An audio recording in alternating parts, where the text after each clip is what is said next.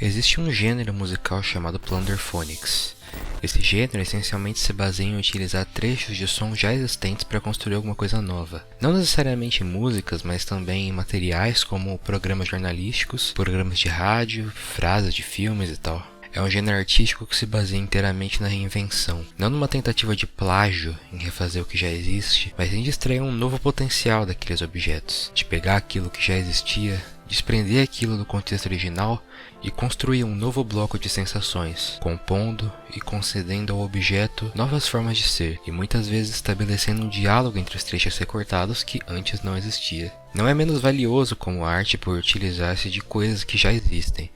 Podemos ver exemplos dessa mesma lógica de criação com recortes na arte de colagem, que se expande tanto no mesmo contexto da música, com artistas como John Cage, para as artes visuais como em Picasso ou Kurt Schwitters, em filmes como em algumas obras de Godard e Brakhage, e além disso, o próprio criador do termo Plunderphonics, o compositor John Oswald, citou forte inspiração no método de recorte, popularizado por William S. Burroughs, que por sua vez se baseia em técnicas dadaístas, onde trechos de livros são recortados de forma a construir um novo texto. Uma das manifestações mais importantes do Plunderphonics é a banda The Avalanches, principalmente no seu álbum Since I Left You, o que torna ainda mais interessante que eu tenha conhecido essa música no YouTube Poop.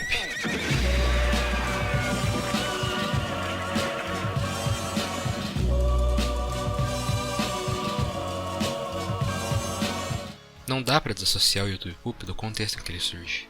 Nesse momento dos anos 2000, acontece simultaneamente um crescimento tanto do YouTube como plataforma quanto das ferramentas para download ponto a ponto, permitindo que cada vez mais pessoas tivessem acesso aos conteúdos utilizados como materiais para os YouTube Poops, ou Source, como são comumente chamados na comunidade, além da crescente acessibilidade dos programas de edição de vídeo, como o Movie Maker, que já vinha com Windows e foi muito usado no começo da cena, mas que foi cada vez mais substituído por ferramentas mais avançadas, como o Vegas e o Premiere.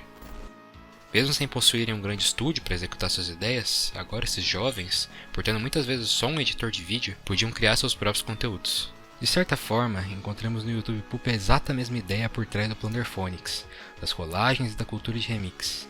Reutilizar aquilo que já existe para criar algo novo.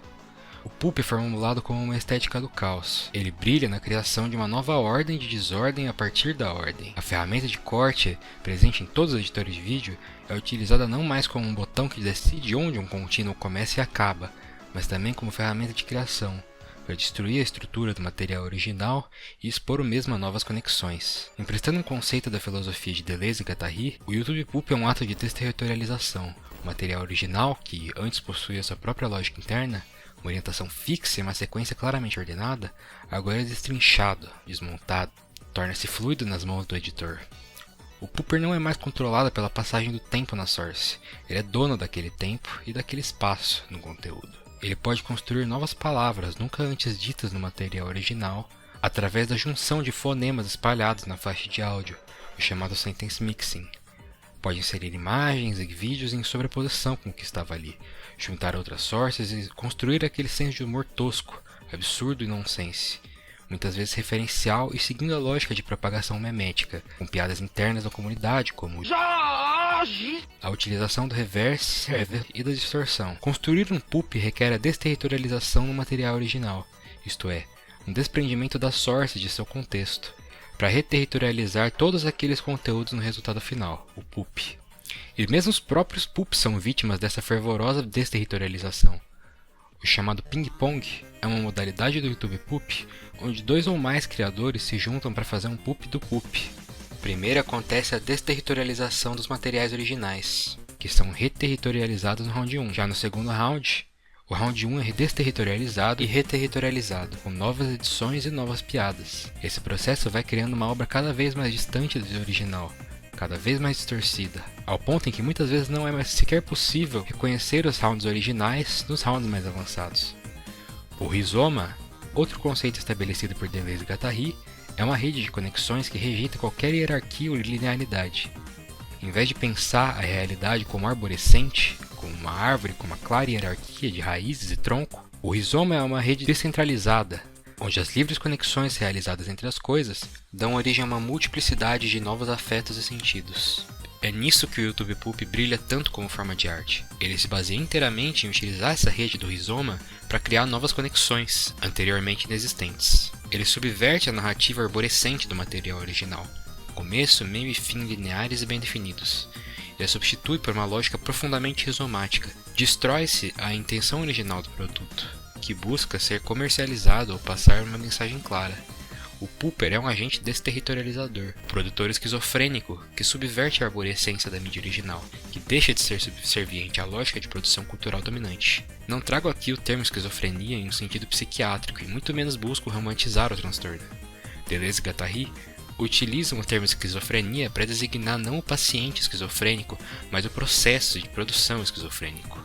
Essa fluidez dos significados, essa ruptura com as estruturas rígidas de sentido, como uma expressão da liberdade em seu potencial revolucionário, em contraste com as estruturas paranoicas de organização social, baseadas em sistemas tradicionais e em crenças antigas.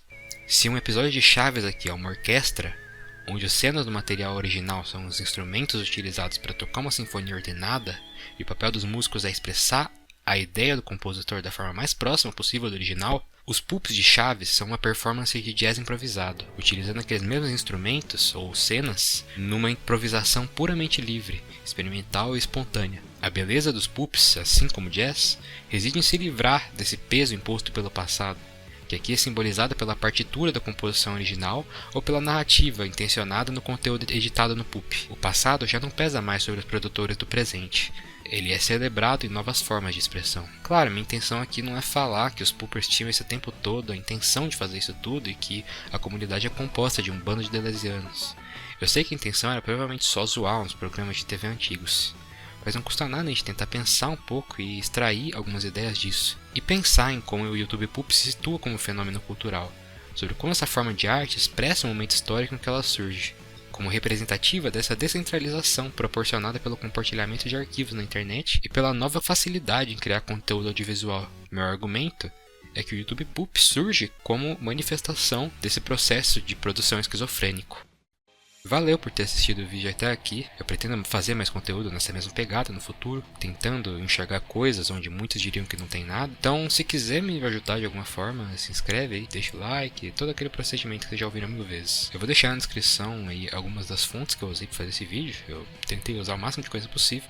Infelizmente, não tem muita coisa em português sobre isso, então várias dessas fontes vão estar em inglês. Porém, eu acredito que se você se interessou por qualquer coisa que está dito aqui, tenta ir atrás, tenta estudar isso por conta própria, porque tem muito mais que não cabe aqui, e esses filósofos são autores que valem muito a pena serem compreendidos. É isso, muito obrigado.